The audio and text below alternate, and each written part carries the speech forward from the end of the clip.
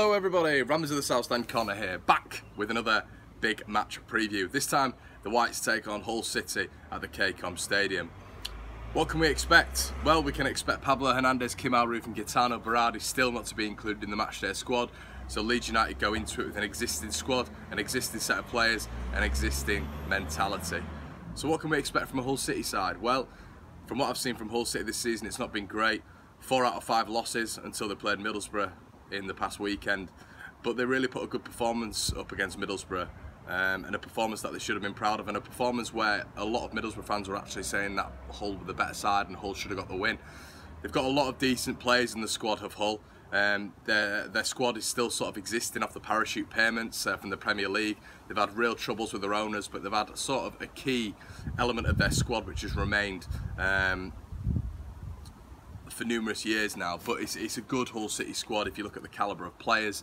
I don't think many Leeds fans would have said no to a Tommy Elphick before the start of the season and before the Bielsa ideology took place.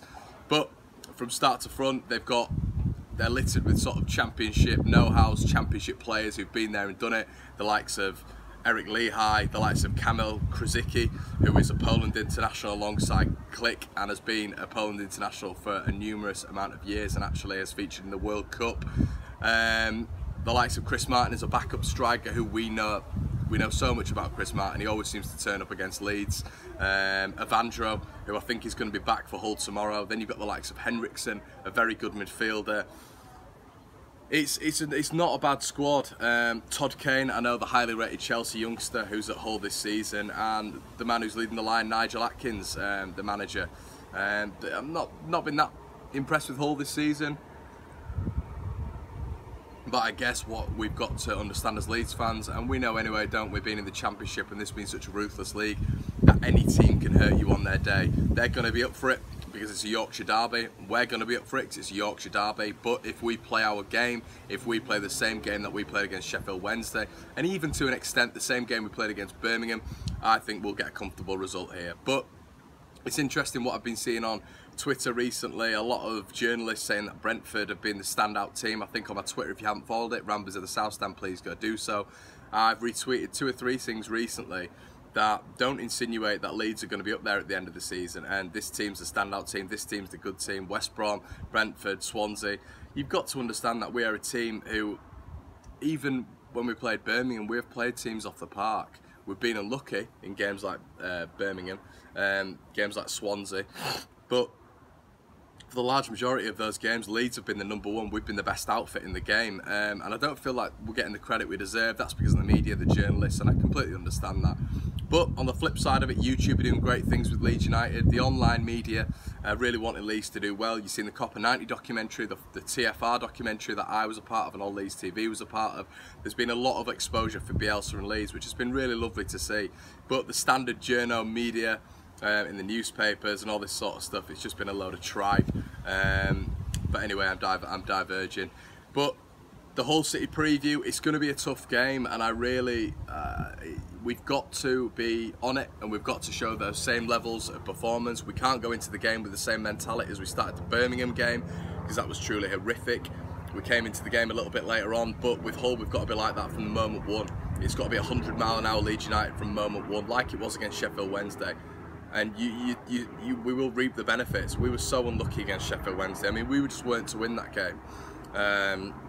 Ash Baker with that near own goal, which millimetres went past the post. Tyler Roberts with that header right at the end, which Luke Ayling scuffed, and Roberts should have converted, and he was so unlucky.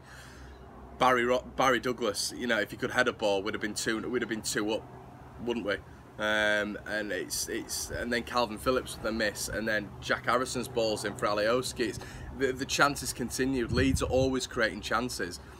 We just need that finishing touch, and I feel with the likes of Tyler Roberts, I know Joe mentioned it on his other video about him being a 20-goal-a-season striker. I thoroughly agree with that.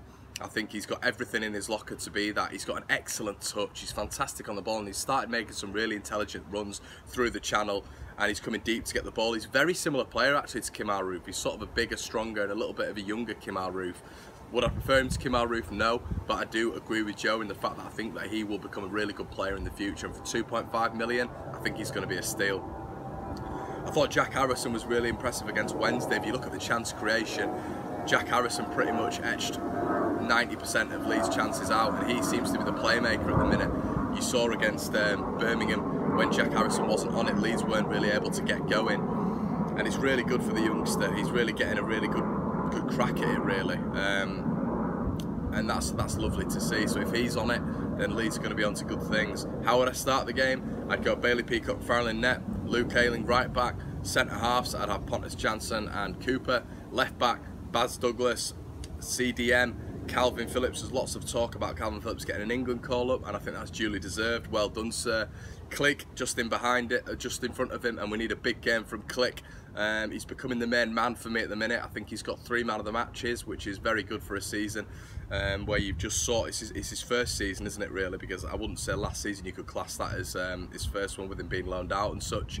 In front of him, I would once again have Samu Saiz, he's getting better and better. And then on the left, I would have, this is where I'm trying not to be controversial, I've said it numerous times, I'd start him. I've seen him in the under-23s, I know what he's like. I would have Jack Clark, I would start Jack Clark. I don't see, he's in the Bielsa system now. The under-23s are playing the exact same way through Calderon. I don't understand why you wouldn't put him in. Bielsa evidently knows why he isn't doing, but he's made the bench now. So he's edging closer to a start, is Jack Clark. I would have Jack Clark on the left. I think his delivery, I know it's an under-23s game, but you've got, players like Calvin Phillips, players like Lewis Cook, players like Byron, players like Taylor, they were all judged on under-23 performances, and you have to judge them on those performances to then put them in the first starting squad. Is he doing anything at the minute that wouldn't get him that place and would make sure that Alioski keeps his place? Alioski's got a good work rate, that's it for me. Gets into good positions, but he hasn't got the quality to finish it. Jack Clark has got the quality.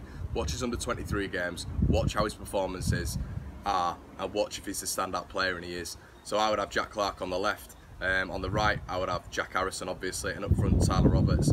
My prediction for the game is going to be a 2-0 Leeds United win. We play like we have been doing. We go there. We don't step off. We don't get into the game in the 35th or 40th minute. We start from moment 1 and we attack Hull. They're not going to be able to deal with us. The man that we need to look out for Hull is Jared Bowen, who I haven't mentioned yet. He's a playmaker. He's a starlet for Hull. He's a young lad who's going to go on to good things. A lot of Premier League clubs apparently interested in him, so he's the one to look out for, but hopefully Calv will be able to do a job on him. 2-0 to Leeds. Get your comments in the section below. Tell me what your predictions are, and I'll read them out in the next video and see if you guys got them right. Marching on together. Like, comment and subscribe, and I'll see you in a bit.